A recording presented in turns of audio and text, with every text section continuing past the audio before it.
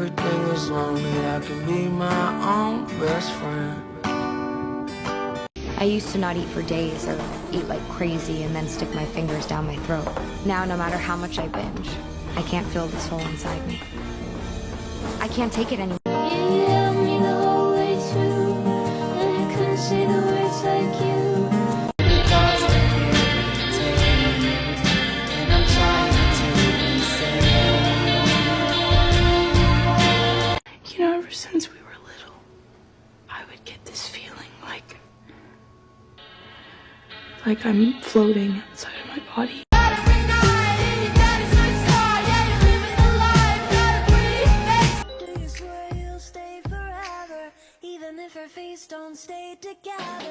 There's so much you don't know about me. Like what, are you like an axe murderer? Worse, What?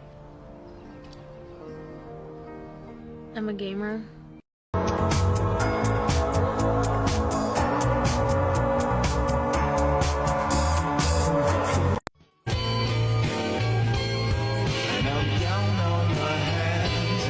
I don't wanna be the owner of your fantasy. I just wanna be a part of your family. The monster's gone, he's on the run, and your daddy's here.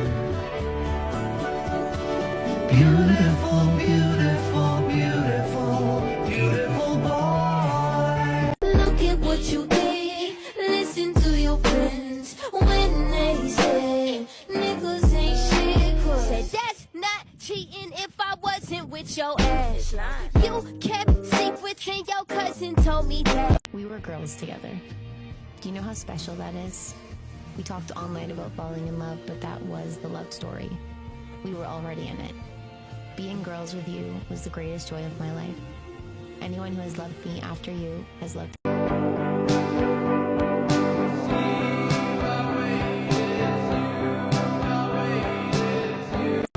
And the funny thing is I would have married you.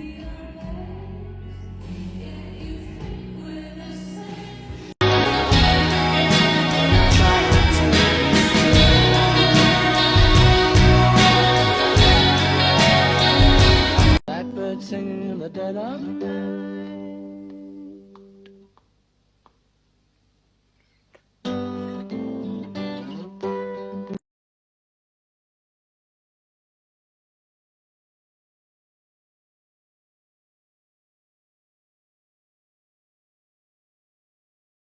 I feel weird. Really weird. I don't really feel anything anymore. It's like a haunted house.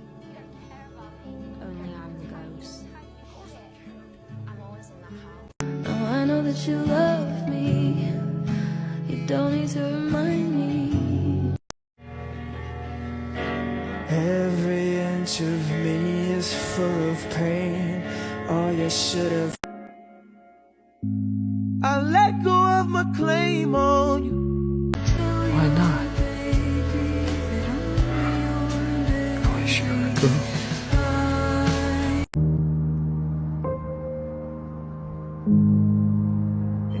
Do you long for having your heart interlinked? Interlinked. Interlinked. Do you dream about being interlinked? Interlinked. What's it like to hold your child in your arms? Interlinked. Interlinked. When you know, you know. But I gotta be careful. Gotta watch what I say.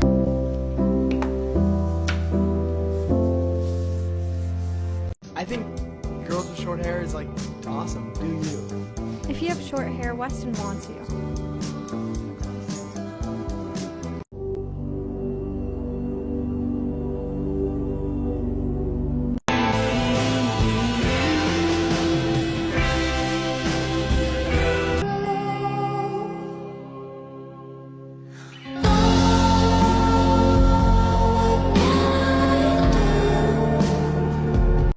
No matter how much you think you know me, there will always be parts of my story that are for me and me only. That's kind of the point. You never know everything, even when you think you might. So the thing I keep thinking about is, was it worth it to be happy for a little bit, even though it ended up sad? Or would it have been better if the whole thing never happened? The main thing I think about is Do you know how much I love you? I love you more than everything. Everything.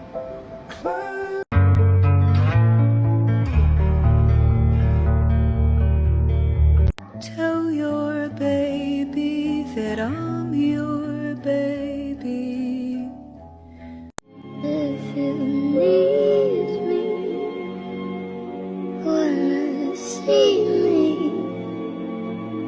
you better hurry.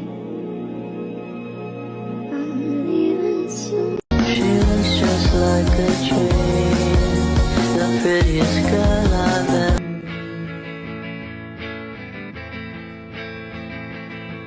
Taking this for you, 'cause I wanna feel like I'm supposed to. I could just I wanna be alone, alone with you. Does that make sense? To remind me, I should put it all behind me. Come on. Come on. I know, baby. No, I know. Tommy, help me!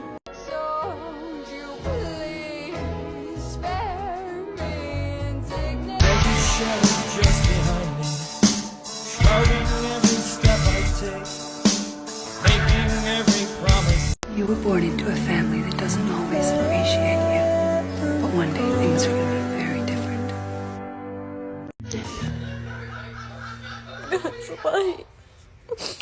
Why does loving someone hurt this bad? You keep giving me energy to stop me. Maybe there is something wrong with me, but like I said, I'm really happy with who I am, and I know my intentions in my heart, so I don't want to change, you know? Out of love and you both let go. Like a star when they see me, they make their wishes. Hi, I'm Bloody J. I'm an addict. Molly.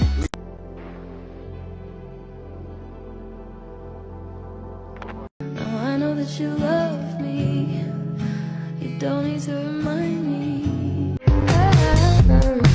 She's taking pictures in the mirror. Oh my God, her skin's so clear. If there was 5 more minutes of air, would you panic and hide, or run for your life, or stand here and spend it with me?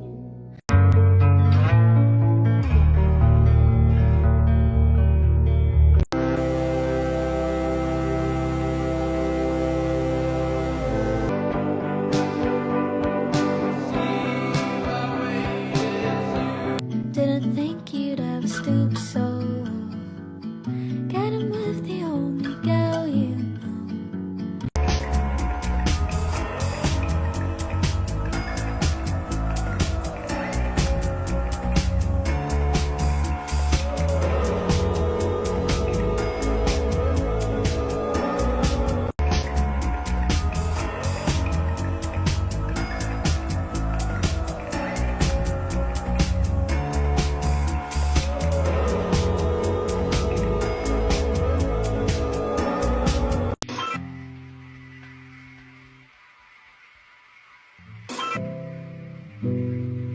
I put my hand on a stove to see if I stay.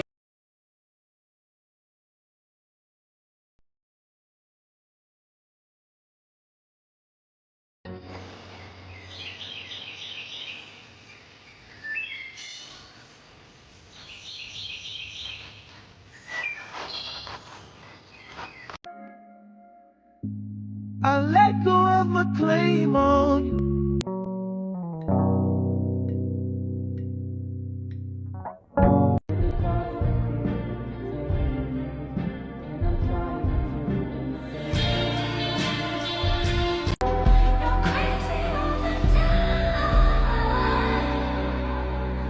Tell your baby that I'm your baby.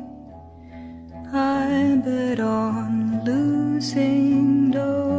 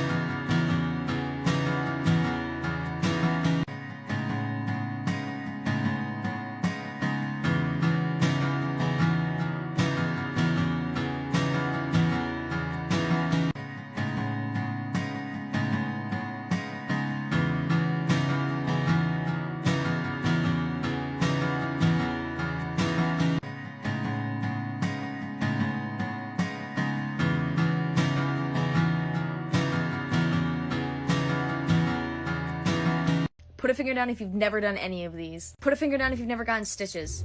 Put a finger down if you've never been to Niagara Falls. Put a finger down if you've never contracted chickenpox. Put a finger down if you've never gotten a tattoo. Put a finger down if you've never gotten a piercing. Put a finger down if you've never flown on a plane. Put a finger down if you've never been on a boat, and this includes lakes, oceans, and rivers. Put a finger down if you've never shot a gun, and this does not include BBs. Get real, people. Put a finger down if you've never birthed a child. Put a finger down if you've never failed a test. Put a finger down if you've never graduated high school or college. Put a finger down if you've never broken a bone. Put a finger down if you've never slept in a tent before, or have went camping. Put a finger down if you've never seen the Grand Canyon. Put a finger down if you've never went skiing or snowboarding or anything like that. Put a finger down if you've never punched someone. Put a finger down if you've never been divorced. Put a finger down if you've never swam in the ocean. Put a finger down if you've never driven a car. Put a finger down if you've never been stung by a bee. Put a finger down if you've never changed a dirty diaper. And finally, put a finger down if you have never been to another country. I am this close to calling the fucking police because that is a threat. He has had no direct access to me ever since that phone call. I'm thinking that this conversation is going to be our love, our relationship, so tell me why 10 hours later he's posted up with a fucking baddie. Guys, imagine you break up with your boyfriend one night and the next day he is posted up with Ice Spice and Chrome Heart. I didn't even actually get to break up with him and he's already with the next girl. He gave me not even like 12 hours notice before he was being filmed in Chrome Hearts with her. The flight from America is 12 hours. She was already on the fucking plane. Hey, woman to woman, what did he get you from Chrome Hearts? Because all I ever got was a tank top.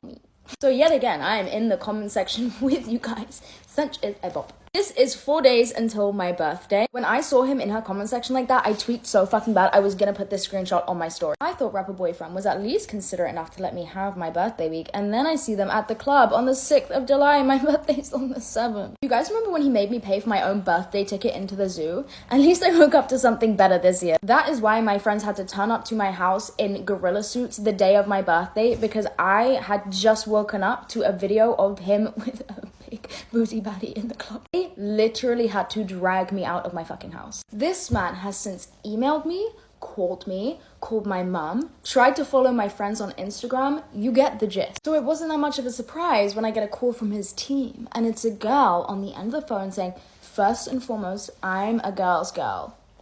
Cough twice if he is holding you hostage, otherwise I need you to put down the phone. So his team is calling me, trying to convince me to have a conversation with him, and they're trying to tell me like he had no control over this, and I'm trying to get the point across. It doesn't matter if he had control or not. Why the fuck was I told 12 hours before it happened? I'm going insane because all I'm seeing is comments being like, how could she condone this? This is so embarrassing for her. Like, why would she let her man act like this? Guys, I wasn't. I never agreed to this. No one told me. I did not know about this in the way that you guys thought I did, but I also haven't watched the video yet. So if you want to see a live reaction, it will be on my podcast. All right. I don't think I have ever read about a scarier human being. I don't even think you can refer to this person as a human being. He's the most terrifying creature to ever walk the earth. Jamie Osuna, the man with 1,000 faces. Jamie was born and raised in Bakersfield, California. He had one of the absolute worst childhoods. Jamie's mom was only 19 years old when she had him. Her name is Michelle. I don't really like that one bit. Dad's name is unknown, but he was 21 at the time when Jamie was born. Michelle and the I hate saying my name. Michelle and the dad's relationship was so toxic. The dad was so terrible to Michelle. She was constantly abused both mentally and physically. They do eventually end up getting a divorce. Michelle meets another man named Jeff. She ends up marrying him, moves in with him, bringing along Jamie and his half-brother. From the beginning, Jeff is cold to the kids. He has no interest in being a father figure to anyone. He ends up being horrible and abusive, and when I say horrible, do not take that lightly. When Jamie was a baby, Jeff pushes Jamie out of a moving vehicle in his car seat because he lost his temper. Later on, as Jamie starts to grow up, we discover that he actually did suffer brain damage from getting pushed out of a car. Even though it wasn't visible and you couldn't see it, he did have brain damage. The older brother moves out. Jamie stays living with Michelle and Jeff, and eventually Michelle and Jeff have their own children. Get this, Jeff was a good father to his own children, but he hated Jamie. He was normal to his children, but he would starve Jamie. He would lock him out of the house. He would hit him. Jeff would be absolutely cruel to Jamie just because he didn't like him, and Michelle never stood up for Jamie. At one point, Jeff actually does get charged for some of the things that he does to Jamie, but he's only held by authorities for a few days and then he goes right back home. When Jamie is 12, he has only ever dealt with hate and betrayal his entire life. Ever since before he was born, that is all he's ever been surrounded with. He doesn't know any different, but he ends up moving in with his grandparents. When Jamie's 15 years old, he goes to juvie for stabbing a guy. During his time in juvie, Jeff dies from a heart attack and Jamie is released from juvie at 19 years old. In December 2008, Jamie goes to a house party and that is where he meets his future wife. I couldn't find her name. I don't think she wants her name out there, so we're just gonna call her Sarah. Sarah is a 37-year-old single mom. She's throwing a house party for her 16-year-old son. Jamie attended. That's where they met. At the party, Jamie, it's not funny. He's just like, why does he do this? At the party, Jamie stabs a man and the police is called. He gets sent back to jail, even though he just got out of jail. He can't stay out. While he's in jail, all he's thinking about is Sarah and how much he liked her. They start writing letters to each other for almost a full year. When Jamie is released in November 2009, Sarah goes to pick him up from jail and she's shocked to see how many tattoos, facial tattoos, he got. She picks him up, they go to a motel, do the deed, and Sarah ends up getting pregnant. Apparently, when they found out that they were gonna have a baby, Jamie was excited to be a father. He was ready to step up and take care of the baby. In February of 2010, they agreed to be this little family and they end up getting married. After the wedding, Sarah is still pregnant and Jamie becomes very aggressive, very abusive. Because of that, he's sent back to jail for another 6 months. While he's in jail, the kid is born. He gets out, Sarah decides to give him another chance, but Jamie quickly makes her regret that. He was terrible to her in every and any way, and that abuse eventually went not only to Sarah, but also to her kids, as well as their new baby that they had. When he starts abusing the children, that is Sarah's bottom line, and Jamie has crossed it. She isn't having it anymore. She ends up calling the police on him. Jamie ends up back in prison for another 7 months. He's released on Halloween in 2011, and Jamie does not learn. He's a violent person. He's calling Sarah, threatening to kill her and the children. And Sarah is reporting all the phone calls and all the threats to the police. One day, November 8th, 2011, Jamie calls Sarah. Sarah's assuming that he's just calling to threaten her again. But when she picks up the phone, Jamie says, "Put on the news, I just killed a woman at the Morocco motel." Sarah immediately calls the police and guess what they did? Absolutely not. It wasn't until 5 days later when a worker at the motel discovers the dead body of 37-year-old Yvette Peña. Yvette was a loving mother of 6. She was adored by so many people, leaving so many people absolutely heartbroken. Autopsy revealed that she had blunt force injuries, sharp force injuries, and she was strangled. Investigators have said it was the worst crime scene some of them have ever seen. The details of it all have not yet been released because it was so horrendous. Cops are called. They soon figure out that Jamie Osuna was responsible for this murder. So the cops are now looking for him, but they're having a really hard time finding him. It took 5 days to find him. They eventually do arrest him. Jamie denies that it was him, but he is charged, so he's awaiting trial, and during that time, he gets more facial tattoos. While he is awaiting trial, he's still doing everything that he can to harass Sarah. He wanted to ruin her life. He would send her letters written in blood. She once got a letter with a smashed up dead rat inside. Jamie would also send letters to people on the outside to try and get Sarah killed. He's awaiting trial for the murder for 5 years, and during that time there's a lot of hearings and a lot of time spent in court still. Yvette's family was at those hearings and Jamie was so creepy. He would sit there smiling and waving at them like, ugh, just haunting them and taunting them. It was horrible. They finally set a trial date. 3 days before the trial, Jamie agrees to do an interview with a journalist, and this interview is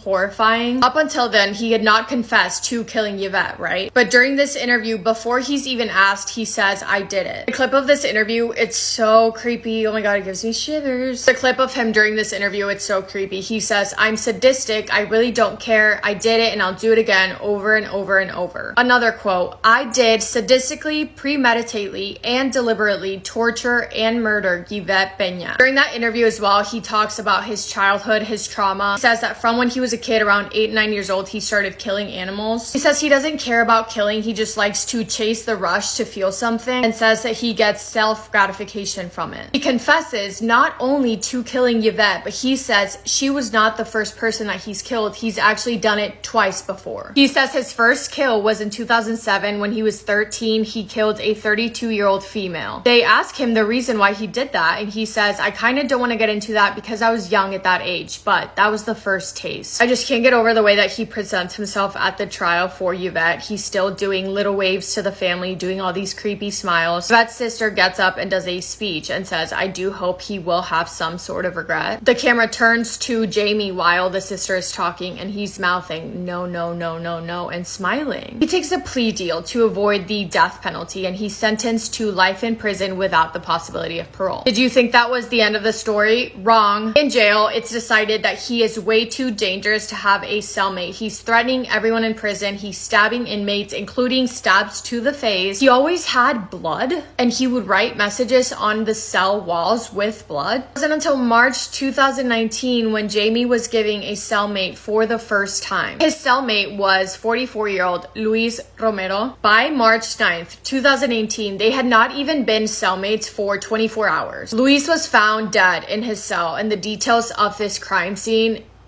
this is a warning. In the cell, Jamie is covered in blood. He somehow got a hold of a razor. He made a makeshift knife. He used that to attack Luis. He cut off his fingers. He cut out his eyes. He removed part of his ribs, cut out one of his lungs, decapitated Luis, and then carved the Joker's smile onto his face. Like, yeah. When they were found, there was blood all over, obviously. Jamie was sitting there with body parts all around him, and he was wearing a necklace made out of Luis's body parts. On the cell wall, it was written in blood, ha ha ha, and then, I am the man with 1,000 faces. Jamie also asked to be given photos of the crime scene, and thankfully the judge denied. That is the story of Jamie Osuna. I told you he was literally the scariest person to ever live. Let me know what you guys think in the comments. It's so horrifying, but I love you all so, so much. Massive kiss on the forehead to every single one of you.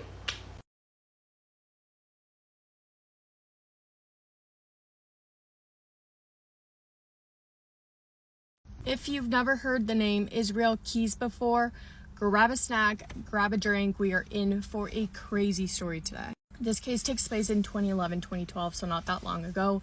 And how would I describe Israel Keys? He kind of reminds me of Ted Bundy in the most horrendous way possible. That being said, if you don't like gruesome details, have a weak stomach, or just don't like talking about violent crimes, don't watch this.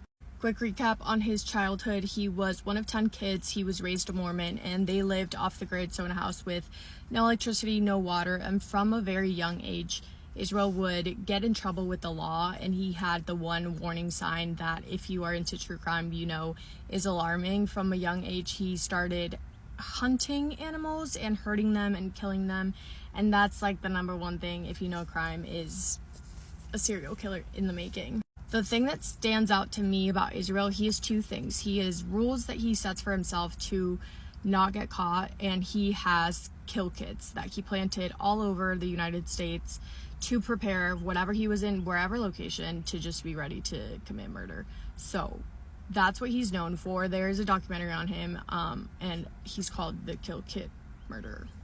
So his family ended up moving to Maine, and they joined a Amish community. Then Israel decided he wanted to change his beliefs. He told his parents, they didn't like that, and he moved away. So that was the kind of him cutting ties with his whole family. He got involved in Satanism. He became obsessed with it, and when he was around 19 and 20 years old, he started fantasizing about committing his own ritual sacrifices. He had a girlfriend. He went into the army for 3 years and was discharged in 2001 when he was 23 years old. Then he moved to Washington, got a new girlfriend, had a baby, and put on this facade of a normal life. He started a construction business, and to the public, he was just a normal guy living a normal life, but he wasn't.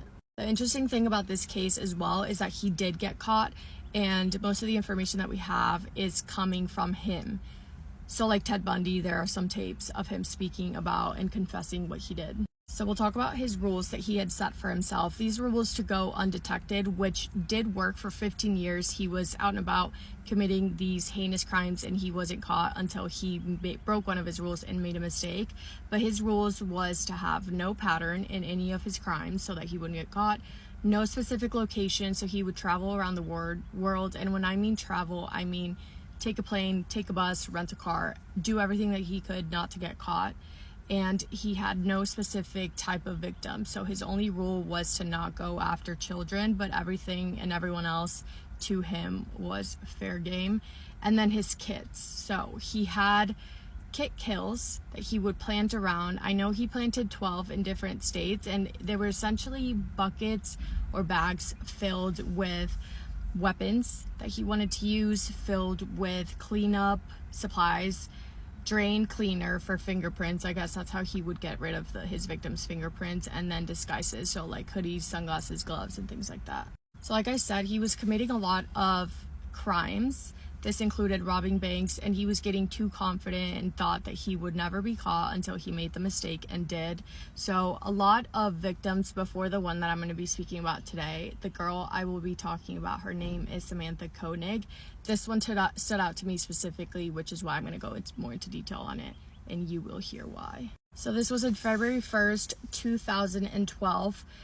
Israel broke one of his rules and decided that he would try to commit murder in his hometown in Alaska. So by this point, he's in Alaska, he's working, he has his girlfriend and his daughter living with him, and there is a coffee kiosk that he notices.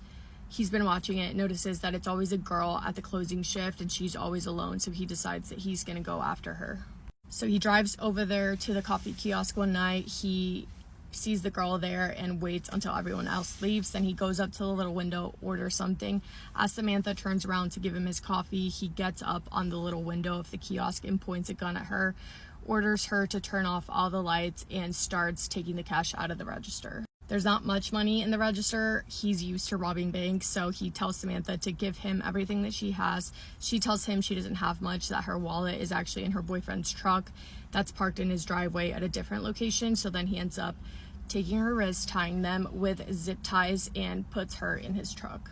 While they're driving, Samantha actually does manage to break out of the zip ties. She gets out of the car and starts running, but Israel unfortunately catches her and puts her back in the car. And for some reason, Israel's past of committing crimes have always been very organized, and like I said, his number one goal is to go undetected, always, and it has been until this one time.